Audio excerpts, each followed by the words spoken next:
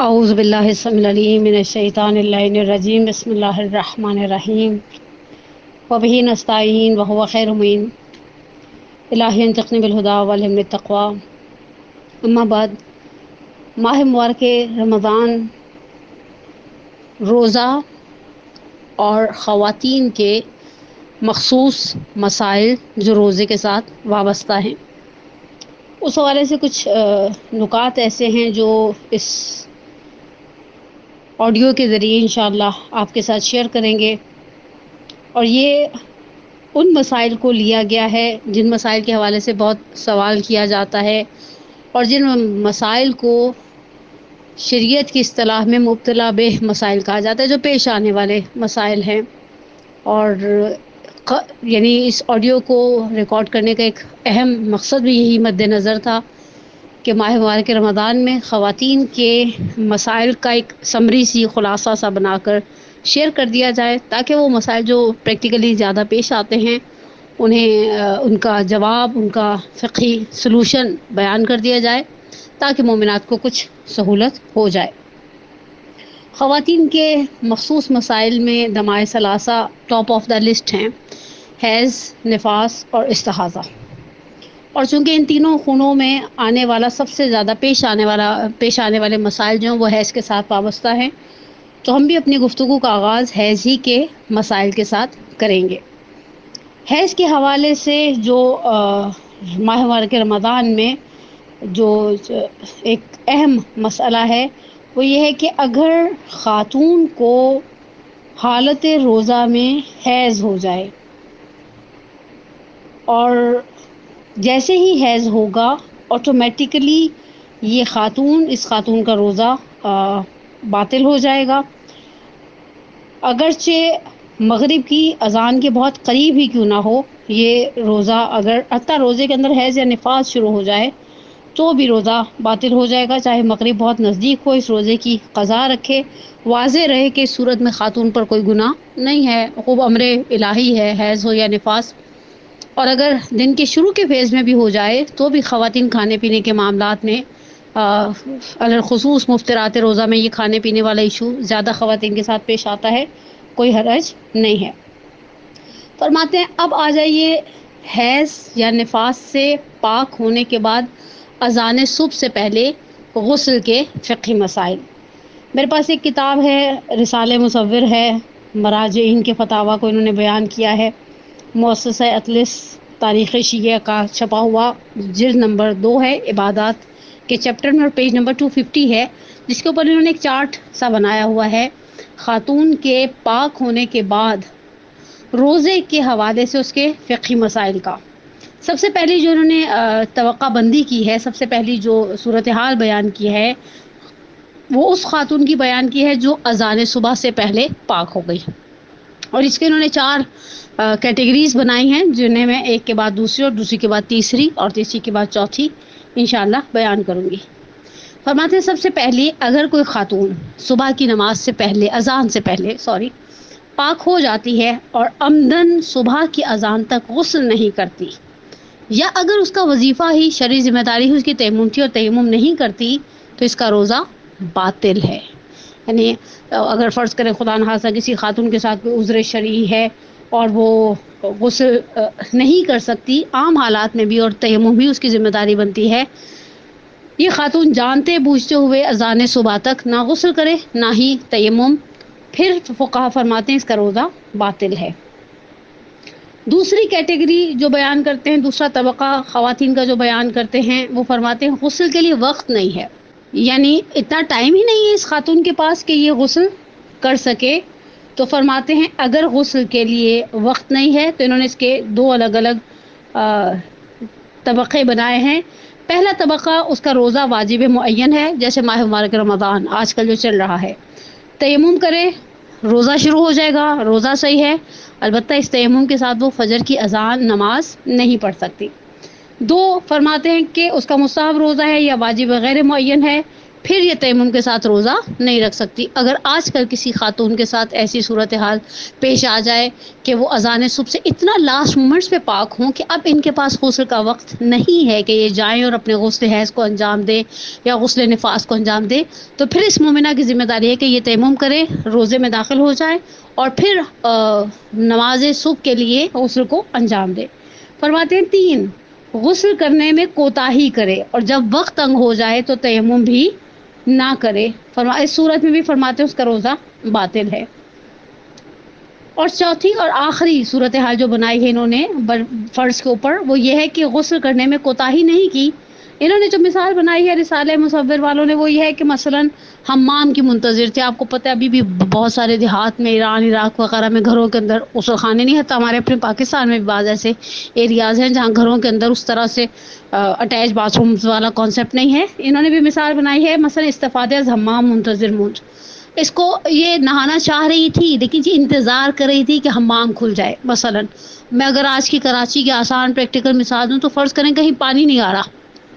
اب یہ مومنہ منتظر ہے کہ پانی آئے گا تو غسل کروں گی، یعنی اس نے کوتاہی نہیں کی اپنی شرعی ذمہ داری کو پورا کرنے کے لیے، لیکن سرکمسٹانسز ایسے نہیں تھے کہ یہ بیچاری غسل کر سکتی۔ فرماتے ہیں تیمم کرے اور اس کا روزہ صحیح ہے۔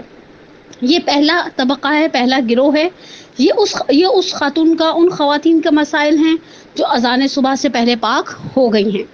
پھر فرماتے ہیں دوسری کیٹیگری اتنا نزدیک اذان صبح سے پاک ہوئی ہیں کہ اس کے پاس غسل اور تیمم دونوں کے لیے وقت نہیں ہے۔ پہلے ہم نے ایک ایسی مومنہ کی بات کی تھی جن کے پاس غسل کے لیے وقت نہیں تھا لیکن خوب تیمم کے لیے تھا۔ اب یہ دوسری کیٹیگری ہے جو اذان صبح سے اتنا نزدیک پاک ہوئی ہے کہ نہ غسل کا وقت ہے نہ تیمم کا وقت ہے، اس کا روزہ صحیح ہے اگر یہ روزہ ماہ مبارک رمضان کا روزہ ہے۔ میں روزہ یہ غیر معین قضا اور کفارہ اس باب کی طرف نہیں جانا چاہتی، میں اس آڈیو کو بہت کمپلیکیٹڈ نہیں بنانا چاہتی۔ اس وقت ہماری بحث، ہماری گفتگو ماہ مبارک رمضان کے روزوں کے حوالے سے چل رہی ہے۔ تیسری وہ کیٹیگری، اور یہ بڑی مزیدار مثال ہے، بلکہ انہوں نے ایک سوال کی صورت میں بنایا کہ اذان صبح کے بعد پتہ چلے کہ اذان سے پہلے پاک ہو چکی تھی، تو فرماتے ہیں کہ اگر اب تک روزے کو باطل کرنے والا کوئی کام نہیں کیا تو روزہ صحیح ہے، اور ورنہ اگر کوئی ایسا کام کر چکی ہے یہ مومنہ جس سے روزہ باطل ہو جاتا ہے تو اس روزہ باطل ہے اور بعد میں قضا بھی کی جائے گی۔ پھر فرماتے ہیں چوتھا طبقہ بنایا ہے حیض کے حوالے سے اور نفاس کے حوالے سے کہ اذان کے بعد یہ خاتون پاک ہو، اس کا روزہ صحیح نہیں ہے۔ اور یا پانچویں اور آخری جو طبقہ بنایا ہے کہ کوئی خاتون غسل حیض یا نفاس کا کرنا بھول جائے، اسے 1 یا 2-3 دن کے بعد یاد آئے کہ غسل تو میں نے کیا ہی نہیں تھا، اس دوران جو روزے اس نے رکھے ہیں وہ روزے صحیح ہیں۔ یہ بہرحال حیض کے حوالے سے تھا۔ میں پھر سے دہراؤں کہ حیض دن کے کسی بھی حصے میں آ جائے روزے کو باطل کرنے کا سبب بن جاتا ہے۔ اذان صبح کے 1 لمحے کے بعد آ جائے یا اذان مغرب سے 2 سیکنڈ پہلے آ جائے، بہرحال یہ روزے کے باطل ہونے کا سبب بن جاتا ہے۔ یہ حیض کے حوالے سے کچھ مختصر سے پریکٹیکل فقہی مسائل تھے۔ اب آ جائیں استحاضہ کی طرف۔ بہرحال حیض اور نفاس کے بعد تیسرا جو ایک اہم اور حساس مسئلہ ہے خواتین کے حوالے سے، وہ استحاضہ کا مسئلہ ہے۔ سب سے پہلے میں آیت اللہ العظمیٰ سید آغا سیستانی دامت اللہ علی کے نظریے کو بیان کروں، اور پھر مرحوم خوئی علی اللہ مقامہ اور مرحوم خمینی علیہ الرحمہ علی اللہ مقامہ کی نظر کو آپ کے ساتھ شیئر کرتی ہوں، کیونکہ آغا سیستانی کا مسئلہ بڑا ہی آسان اور بڑا ہی ہلکا پھلکا سا مسئلہ ہے۔ عورت مستحاضہ کثیرہ ہو، متوسطہ ہو، قلیلہ ہو، آغا سیستانی نے ایک جملہ آرام سے سائڈ پر کر دیا، کہا کہ انہوں نے جو بنا بر مشہور کی عبارت کو استعمال کیا توضیح المسائل میں استحاضہ کے باب میں، لیکن وہ بنا بر مشہور والی عبارت ہے۔ خود آغا کا نظریہ یہ ہے کہ استحاضہ کا روزے کے ساتھ کوئی تعلق واسطہ نہیں ہے، جو اس کے لاز ہیں، جو اس کے قوانین ہیں، جو اس کے مسائل ہیں فقہی، وہ اس کی نماز اور دوسری عبادتوں کے ساتھ وابستہ ہیں، لیکن روزے کے ساتھ استحاضہ کا کوئی رابطہ نہیں ہے۔ یہ ایک بڑا آسان سا حلوے جیسا مسئلہ آیت اللہ سیستانی دامت اللہ علی کا۔ لیکن اب آ جائیے آیت اللہ خوئی مرحوم علی اللہ مقامہ اور امام خمینی علی اللہ مقامہ کے فتووں کی طرف۔ پہلا مسئلہ دیکھیں، قلیلہ میں تو کوئی غسل ہی نہیں ہے، اس کی تو کوئی بحث ہی نہیں ہے، تو غسل نہیں ہے تو پھر اس کلیلہ کا تو خیر آغا خوئی کی کلیلہ ہو، مقلدہ کلیلہ ہو یا امام خمینی علیہ الرحمہ کی، ان کے ساتھ روزے کا کوئی کنسرن نہیں ہے۔ اب آ جائیں متوسطہ اور کثیرہ کی طرف، جن کی عبادتوں کے لیے غسل کرنے کی شرط ہے۔ پہلی وہ کیٹیگری ہے جو مستحاضہ کثیرہ ہیں، ٹھیک ہے۔ آیت اللہ خوئی اور امام خمینی علیہ الرحمہ دونوں بزرگواروں کے نزدیک سابقہ رات کا غسل احتیاط واجب کی بنا پر اس روزے کے صحیح ہونے کے لیے ایک شرط ہے۔ احتیاط واجب کی بنا پر سابقہ رات کا، اب دیکھیں یہ کثیرہ ہے، اسے مغرب عشاء کے لیے غسل کر رہا ہے، چاہے وہ امام خمینی کی تقلید میں ہے، چاہے وہ خوئی مرحوم علی اللہ مقامہ کی تقلید میں ہے۔ اس مومنہ کو مغرب عشاء کے لیے جو غسل کرنا ہے، یہ مغرب عشاء کا غسل اگلے دن کے روزے کی صحت کے لیے مؤثر ہے احتیاط واجب کی بنا پر۔ اب آ جائیں، چونکہ یہ مستحاضہ کثیرہ ہے تو اس کو دن میں بھی غسل کرنے ہیں، فجر کے لیے الگ ہے، ظہرین اگر ملا کر پڑھے تو اس کے لیے الگ ہے، مغربین اگر ملا کر پڑھے تو اس کے لیے الگ ہے۔ تو فرماتے ہیں آغا خوئی اور آیت اللہ امام خمینی علیہ الرحمہ، ان دونوں بزرگواروں کا فتویٰ یہ ہے کہ دن کے غسل، یعنی اگر یہ مستحاضہ کثیرہ دن کے غسل انجام دے گی تو اس کا اس دن کا روزہ صحیح ہے۔ یہ آیت اللہ خوئی اور امام خمینی کا مستحاضہ کثیرہ کا مسئلہ تھا۔ اب آ جائیں تیسری اور آخری کیٹیگری۔ پہلی ہم نے کلیلہ کو تو بالکل ہی نکال دیا، وہ تو آیت اللہ سیستانی ٹائپ کا بن گیا مسئلہ، کیونکہ اس کے اندر غسل کی بحث نہیں ہے، ٹھیک ہے۔ پھر ہم نے مستحاضہ کثیرہ کا آیت اللہ خوئی اور امام خمینی علیہ الرحمہ کا مسئلہ بیان کیا۔ اب آ جائیں مستحاضہ متوسطہ جس کے ایک دن کا غسل ہے۔ آغا امام خمینی علیہ الرحمہ کا اس مستحاضہ متوسطہ کے دن کا غسل اسی طرح سے روزے کے صحیح ہونے کے لیے اثر انداز ہے جس طرح سے کثیرہ کا تھا، لیکن آیت اللہ خوئی علی اللہ مقامہ فرماتے ہیں کہ مستحاضہ متوسطہ کے روزے کا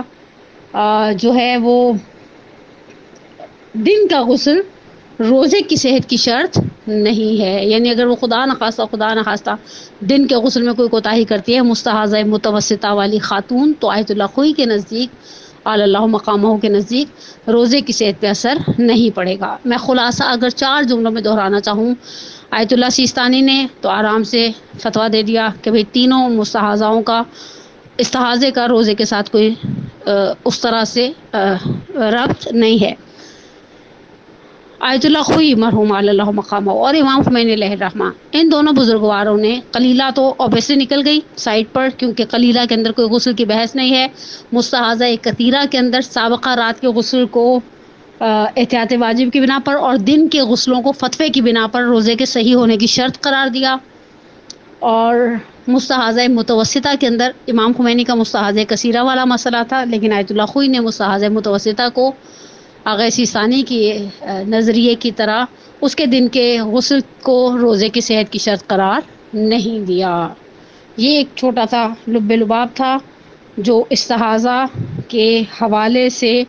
اور روزے کے حوالے سے تھا۔ بہرحال پروردگار بحق محمد و آل محمد اس ماہ مبارک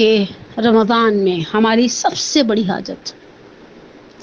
بڑی حاجت ایک ہے، اللہم اجل ولیک الفرج، پروردگارہ تو ہمارے امام کے ظہور میں تعجیل فرما۔ اور چونکہ بہت نزدیک ہیں ہم ایام رحلت جانسوز جناب خدیجہ سلام اللہ علیہا سے، میں آج ایک مجلس کی تیاری کے لیے کچھ ان کے وصایا دیکھ رہی تھی۔ بہت سخت تکلیف دہ ایک جملہ ہے، رسول اللہ سے تاکید کی ہے۔ اس جو روایت دیکھ رہی تھی اس کے مطابق، یا رسول اللہ میری فاطمہ کو قریش کی عورتوں، مفہوم اس طرح سے ہے کہ بچا کے رکھیے گا۔ بہت ہی تکلیف دہ بات ہے، ظاہری بات ہے آنکھوں کے سامنے جناب خدیجہ کی دم توڑتی ہوئی آنکھوں کے سامنے 5 سال کی فاطمہ زہرا سلام اللہ علیہا۔ جب میں یہ جملہ پڑھا، میں نے اتفاق لاسٹ ایئر بھی یہ روایت نظروں سے گزری، اور ابھی پھر چونکہ ایام قریب ہیں شہزادی کی رحلت کے ام المومنین کی، تو دوبارہ اس روایت کو نظروں سے گزارا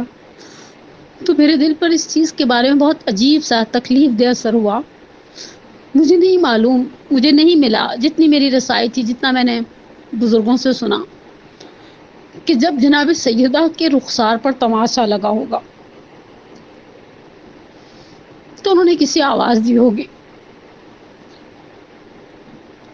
کسی آواز دی ہوگی، مکہ نہیں ہے،